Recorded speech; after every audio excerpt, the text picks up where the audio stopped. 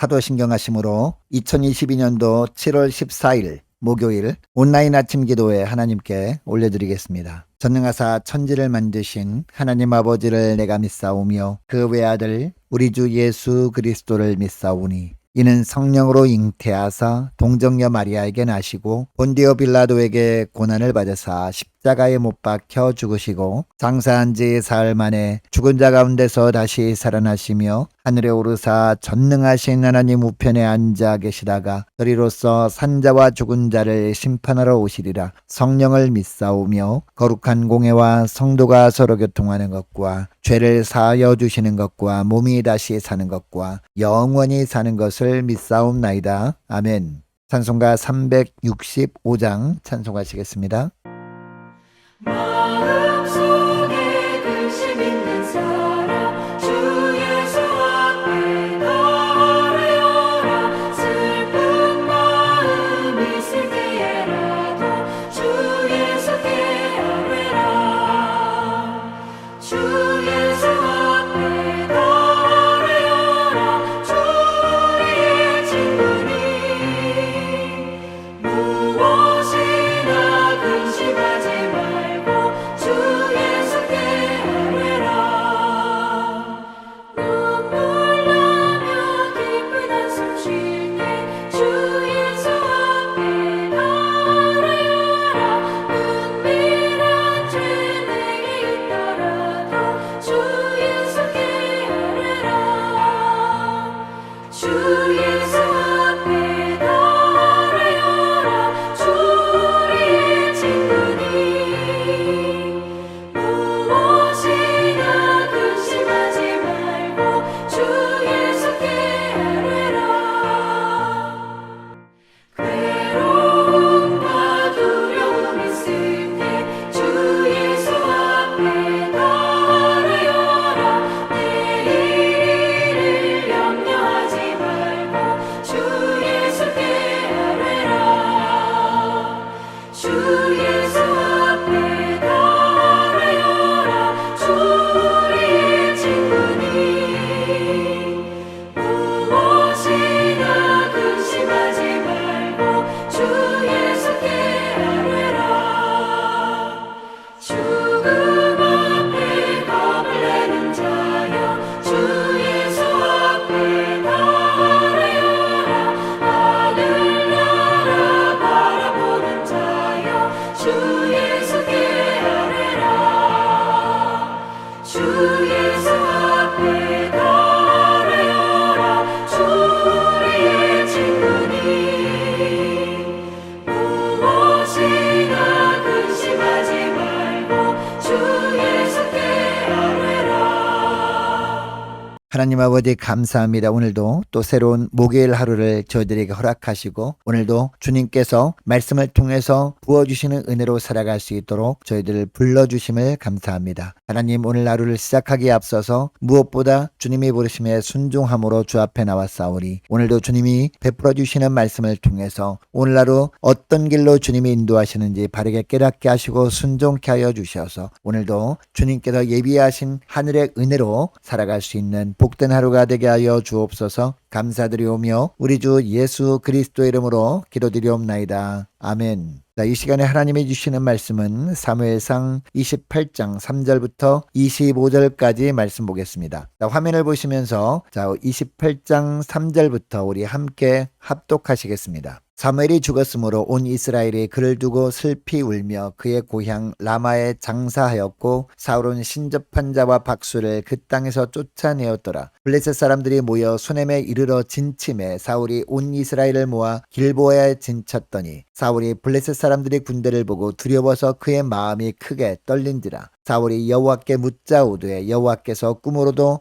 무림으로도 선지자로도 그에게 대답하지 아니하시므로 사울이 그의 신하들에게 이르되 나를 위하여 신접한 여인을 찾으라. 내가 그리로 가서 그에게 물으리라 하니 그의 신하들이 그에게 이르되 보소서 엔돌에 신접한 여인이 있나이다. 사울이 다른 옷을 입어 변장하고 두 사람과 함께 갈새 그들이 밤에 그 여인에게 이르러서는 사울이 이르되 청하노니 나를 위하여 신접한 술법으로 내가 내게 말하는 사람을 불러 올리라 하니 여인이 그에게 이르되 내가 사울이 행한 일 곧 곧 그가 신접한 자와 박수를 이 땅에서 멸절시켰음을 아나니 내가 어찌하여 내 생명에 올무를 놓아 나를 죽게 하려느냐 하는지라. 사울이 여호와의 이름으로 그에게 맹세하여 이르되 여호와께서 살아계심을 두고 맹세하노니 내가 이 일로는 벌을 당하지 아니하리라 하니 여인이 이르되 내가 누구를 내게로 불러 올리랴 하니 사울이 이르되 사무엘을 불러 올리라 하는지라. 여인이 사무엘을 보고 큰 소리로 외치며 사울에게 말하여 이르되 당신이 어찌하여 나를 속이셨나이까? 당신이 사울이시니이다. 왕이 그에게 이르되 두려워하지 말라. 내가 무엇을 보았느냐 하니 여인이 사울에게 이르되 내가 영이 땅에서 올라오는 것을 보았나이다 하는지라. 사울이 그에게 이르되 그의 모양이 어떠하냐 하니 그가 이르되 한 노인이 올라오는데 그가 겉옷을 입었나이다 하더라. 사울이 그가 사무엘인 줄 알고 그의 얼굴을 땅에 대고 절하니라. 사무엘이 사울에게 이르되 내가 어찌하여 나를 불러 올려서 나를 성가시게 하느냐 하니 사울이 대답하되 나는 심히 다급하니이다. 블레셋 사람들은 나를 향하여 군대를 일으켰고 하나님은 나를 떠나서 다시는 선지자로도 꿈으로도 내게 대답하지 아니하시기로 내가 행할 일을 알아보려고 당신을 불러 올렸나이다 하더라. 사무엘이 이르되 여호와께서 너를 떠나 내 대적이 되셨거늘 내가 어찌하여 내게 묻느냐? 여호와께서 나를 통하여 말씀하신 대로 내게 행하사 나라를 내 손에서 떼어 내 이웃 다윗에게 주셨느니라. 내가 여호와의 목소리를 순종하지 아니하고 그의 진노를 아말렉에게 쏟지 아니하였으므로 여호와께서 오늘 이 일을 내게 행하셨고 여호와께서 이스라엘을 너와 함께 블레셋 사람들의 손에 넘기시리니 내일 너와 내 아들들이 나와 함께 있으리라.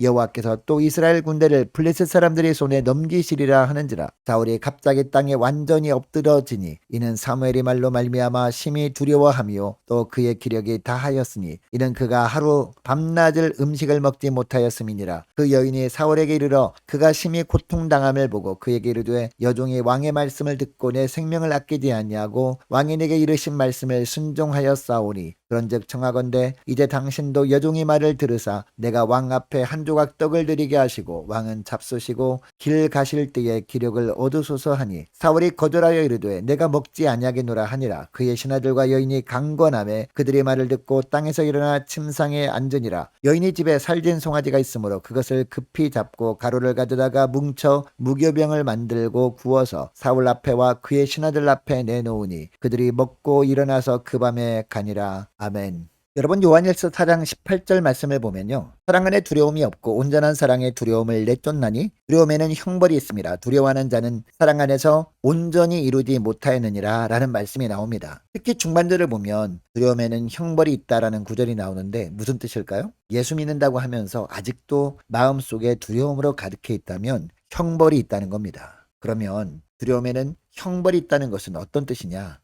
문제 해결만을 위해 기도하게 되고 기도해도 문제 해결이 안 되면 하나님을 떠나 수단과 방법을 가리지 않다가 결국 멸망의 길로 가게 된다라는 겁니다. 자, 오늘 본문에 나오는 사울이 이것을 정확하게 보여주고 있습니다. 자, 오늘 본문 3절에 보면 드디어 사무엘이 죽고 사무엘의 고향 라마에 묻힙니다. 그리고 사무엘이 죽은 후에 사울이 신접한 자와 박수를 그 땅에서 쫓아냅니다. 왜 이렇게 한 것일까요? 마음속에 여전히 미래에 대한 두려움이 있었기 때문입니다. 그래서 가나안 땅에 들어가면 신접한 자와 박수를 땅에서 쫓아내라고 하나님께서 모세에게 명령하신 것을 행하면 하나님께서 봐주실 것 같아서 이렇게 한 겁니다. 그런데 4절에 보니까 블레셋 사람들이 또 이스라엘을 침공해 들어옵니다. 그런데 5절을 보면 사울이 블레셋 군대를 보고 더욱 더 두려워합니다. 여러분 그동안 사울의 삶을 보면 그에게서 하나님의 영이 떠남으로 인간의 비참한 본성을 드러내며 살아왔었습니다. 그래서 하나님께 나가 기도하고 무엇을 하기보다 자기 생각에 끌리는 대로 살아왔던 사울이었습니다. 하나님의 말씀도 무시했던 그였습니다. 하나님이 함께 하시는 다윗을 끝까지 붙잡아 죽이려고 애를 써왔던 사울이었습니다. 그런데 6절에 보니까 이제 와서야 하나님께 기도합니다. 여러분 사울이 그동안은 그렇게 하나님께 기도할 생각도 하지 않다가 왜 지금에 와서야 기도한 것일까요? 5절에 보니까 이제는 자신이 감당하지 못할 정도로 두려움이 몰려왔던 겁니다. 그런데 6절에 보니까요. 여호와께서 꿈으로도 우림으로도 선지자로도 그에게 대답하지 아니하셨다라고 하고 있습니다. 기도해도 응답이 없었던 거죠. 응답이 없으니까 사울이 어떻게 합니까? 7절에 보면 자신이 신하들에게 신접한 여인을 찾으라고 하고 있습니다. 여러분 조금 전까지만 해도 사울은 신하들에게 명하여 박수와 신접한 여인들을 다 쫓아내었었습니다. 그런데 다시 몰래 신접한 여인을 찾고 있습니다. 지금 당장 자신의 앞날이 어떻게 될지만 알면 두려움이 사라질 것 같았기 때문입니다. 그래서 하나님의 가증 여기는 신접한 여인을 통해서라도 닥친 문제를 해결할 수만 있다면 괜찮다고 생각을 한 겁니다. 여러분, 사울이 하나님께 기도했을 때 하나님께서 왜 침묵하셨던 것일까요? 하나님이 살아계시지 않았기 때문이 아니었습니다. 사울에게서 하나님의 영이 떠났기 때문도 아니었습니다. 사울이 하나님이 원하지 않으시는 엉뚱한 것을 구했기 때문에 하나님께서 응답하지 않으셨던 겁니다. 여러분, 그동안 사울의 불신앙적인 행동들 때문에 하나님의 영이 그에게서 떠났던 것도 사실입니다. 그렇다고 해서 그를 향한 하나님의 시선까지 하나님께서 거두신 것은 아니었습니다. 그리고 그를 향한 하나님의 기대까지 다 거두셨던 것도 아니었습니다. 회개할 기회를 분명히 하나님은 계속해서 그에게 주셨습니다. 사울이 하나님께 불순종할 때마다 하나님은 조금씩 높은 강도의 말씀을 하심으로 깨닫게 하셨습니다. 심지어 나중에는요, 하나님께서 사울을 버리시고 다른 사람을 왕으로 세우기로 하셨다는 말씀까지 듣게 하셨습니다. 여러분, 이 모든 말씀들은 사울이 깨닫고 하나님께 돌이키게 하기 위한 말씀들이었습니다. 그러나 사울은 어떻게 했습니까? 계속해서 돌이키지 않았습니다. 오히려 자신을 괴롭히고 있는 두려움을 자기 힘으로 해결해 보고자 합니다. 그러다 보니까 어떻게 되었습니까? 두려움이 더욱더 심해져서 스스로 어떻게 해결할 수 없는 지경까지 이르렀습니다. 그때서야 하나님을 찾습니다, 사울이. 그런데 하나님을 찾아도 자신에게 있는 문제 해결만을 위해 기도합니다. 결국 하나님께 나와도 해결하지 못하니까 더욱더 악한 길로 나아가고 맙니다. 신접한 여인을 통해서 죽은 사무엘을 불러 올려서라도 묻고 싶었던 겁니다. 여러분, 죽은 사무엘이 어떻게 살아 돌아와서 말을 해줍니까? 15절부터 보니까 정말로 신접한 여인이 죽은 사무엘을 불러 올리고 죽은 사무엘과 사울의 대화 내용이 나옵니다. 그런데 이때 죽은 사무엘이 말하는 내용을 보면요, 다 그동안 사무엘이 살았을 때 사울에게 말했던 내용들입니다. 그리고 사울도 다 알고 있던 내용들입니다. 그러니까 특별히 새로울 것도 없는 것들입니다. 19절 하반절에 보니까 또 어떤 내용을 말합니까? 여호와께서 또 이스라엘 군대를 블레셋 사람들의 손에 넘긴다는 내용입니다. 여러분, 죽은 사람은요, 결코 이 땅에 다시 돌아올 수 없습니다. 그렇다면 오늘 본문에 나오는 신접한 여인은 귀신의 힘을 빌려 죽은 자를 세상에 불러 올린 것이 아니라 귀신을 불러 올렸던 겁니다. 귀신이 죽은 사무엘의 모습으로 변장하고 나타났던 겁니다. 그래서 지난 일들을 다 사울왕 앞에서 알아맞춘 후에 하나님께서 이스라엘 군대를 블레셋 사람들의 손에 넘길 것이라고 앞날에 대하여 예언을 하는 것처럼 말한 겁니다. 여러분, 신접한 여인을 찾아서 원했던 대로 죽은 사무엘로 변장한 귀신의 말을 들었다고 해서 사울에게 임했던 두려움이 사라졌습니까? 20절에 보니까 더욱 두려움이 강하게 임해서 기력이 다하고 말았다라고 하고 있습니다. 그리고 사울은 신접한 여인이 주는 음식을 먹습니다. 여러분, 사울은 당시 하나님이 기름 부어 세운 왕이었습니다. 그렇다면 하나님의 은혜로 살아야 하는 그런 사울이었습니다. 그런데 하나님을 섬기는 백성도 아닌 귀신을 섬기는 일개 신접한 여인이 주는 음식을 먹고 있는 비참한 모습으로 사울이 전락해버리고 있습니다. 여러분, 하나님이 사울의 기도에 응답하지 않으신 이유가 무엇일까요? 사울에게 무엇을 원하셔서 침묵하신 것일까요? 하나님께 나아와서 문제 해결만을 구하는 것이 아니라 하나님을 구하는 것을 원했던 겁니다. 하나님, 이제 두려움이 내 힘으로도 해결할 수 없는 지경까지 오게 되었습니다. 이제 저희 힘으로는 할 수 있는 것이 아무것도 없습니다. 저에게는 오직 하나님 당신이 필요합니다. 주님, 받아주십시오. 그동안